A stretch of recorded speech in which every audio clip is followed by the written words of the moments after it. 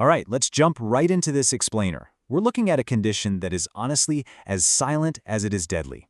We're going to unpack the mechanics, the diagnosis, and the incredibly high-stakes management of esophageal varices. If you're dealing with chronic liver disease, this is the ultimate ticking time bomb, and understanding exactly how it forms, and more importantly, how to diffuse it is absolutely critical. 15 to 20%. That's a chilling number, right? It represents the mortality rate of a patient's very first variceal bleed. This instantly shows us why this isn't just a minor complication, it's a massive medical emergency. A major upper GI bleed from ruptured varices demands immediate, precise action, and just surviving that initial event is really only the first hurdle.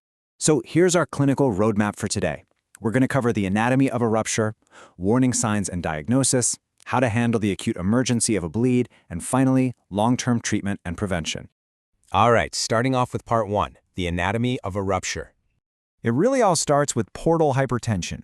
Normally, the portal venous system handles a massive amount of blood, over 1,500 milliliters a minute. But here's the kicker. It doesn't have any valves. So when there's resistance to that flow, the pressure literally has nowhere to go but backward. This retrograde flow violently forces blood into portosystemic collaterals. Think of these as thin alternative detour routes that slowly expand to decompress the whole system. Now, we can break down the origins of this pressure based on anatomy: prehepatic, intrahepatic, or posthepatic. Before the liver, inside it, or after it. While things like portal vein thrombosis or right-sided heart failure can definitely trigger this, intrahepatic causes, specifically cirrhosis, are by far the biggest drivers here. Oh, and in some parts of the world, a parasitic infection called schistosomiasis is also a major intrahepatic culprit. And understanding the exact pressure threshold is absolutely crucial. Normal portal pressure sits pretty comfortably around 5 to 10 millimeters of mercury. But the second that pressure ticks past 12, we hit the danger zone. The risk of those thin-walled vessels just popping skyrockets.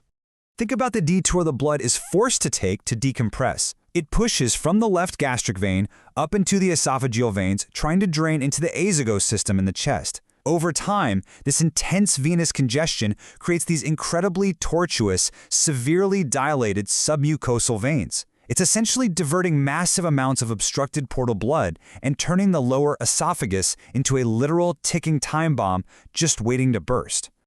Moving right along to part 2, warning signs and diagnosis. So how do we actually know a varix is about to burst? Well, the scary truth is, hidden bleeding is super rare here, and these swollen vessels are pretty much completely silent until they rupture. Because of that, spotting the physical warning signs during an endoscopy is quite literally life or death for the patient. When a gastroenterologist is doing an endoscopy, they aren't just checking if varices are present, they're hunting for very specific, high-risk features. We're talking about red signs. If you spot red whale markings or cherry red spots right on the varix itself, especially combined with a large varix size, that's a glaring red flag. It means the vessel wall is stretched to its absolute physical limit and a life-threatening rupture is completely imminent. But what if we don't catch it in time? The classic presentation of a rupture is a sudden, totally painless, massive GI bleed. Usually this means hematemesis, which is vomiting fresh blood, or melena, those dark, tarry stools. If a patient with known liver disease suddenly rolls in with shock, low blood pressure, or fresh blood vomiting, boom. This exam pearl should be the very first thing on your mind. At this point, your initial evaluation has to be incredibly sharp. First up, assess their hemodynamic stability. Next, scan quickly for physical signs of cirrhosis. Jaundice, spider angiomata, ascites. On the lab side, check for thrombocytopenia. A low platelet count is actually the most sensitive lab marker we have for portal hypertension. But the absolute gold standard here? An urgent upper GI endoscopy, or EGD. It diagnoses the varices, grades their size, and lets you assess the bleeding risk right then and there. Which brings us to part 3, the emergency, acute variceal bleeding. Okay, this sequence is your rapid-fire playbook to save a life. You have to move strictly from systemic stabilization to direct mechanical control. Step 1, basic resuscitation, airway, breathing, circulation. Step 2, before you even grab the scope, get vasoactive drugs running, like IV octreotide or terlipressin, to clamp down on that splanchnic blood flow and drop the portal pressure.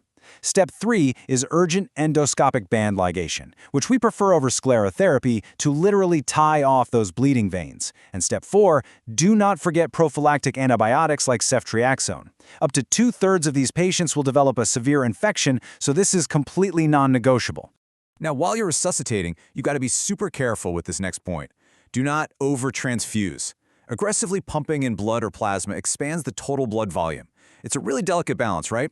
You have to restore circulating volume to treat the shock, but if you overload the very system that just burst, you'll push the portal pressure right back up, literally blow the clot, and trigger a catastrophic rebleed.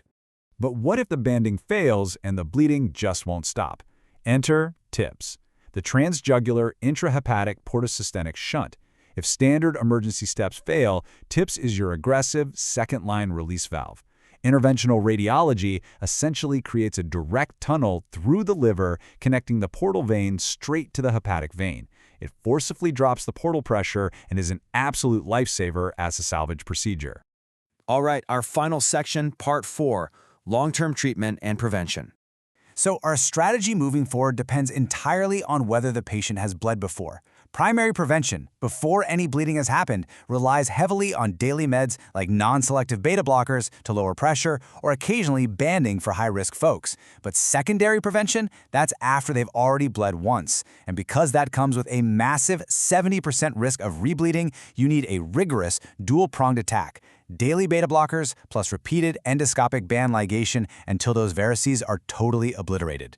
You might be wondering, why non-selective beta blockers specifically? Well, they chemically manipulate the cardiovascular system from multiple angles. Beta-1 blockade drops overall cardiac output. Beta-2 blockade stops the splanchnic blood vessels in the gut from dilating. This leaves the alpha receptors totally unopposed, causing vasoconstriction. The end result? It drastically restricts the amount of blood violently hammering against those portal walls, keeping the pressure safely below that 12 mm of mercury danger zone. Ultimately, a patient's long-term survival hinges completely on a few core prognostic factors and their underlying liver health. The severity of their cirrhosis, usually measured by the Child-Pugh score, is huge. If a patient continues drinking alcohol, the risk stays incredibly high.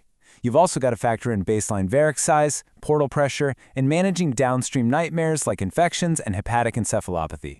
As we wrap up this explainer, keep this golden one-line summary in the back of your mind. Esophageal varices are dilated portosystemic collateral veins due to portal hypertension, highly prone to rupture, causing life-threatening upper GI bleeding. It perfectly captures the dangerous intersection of anatomy, pressure, and clinical risk.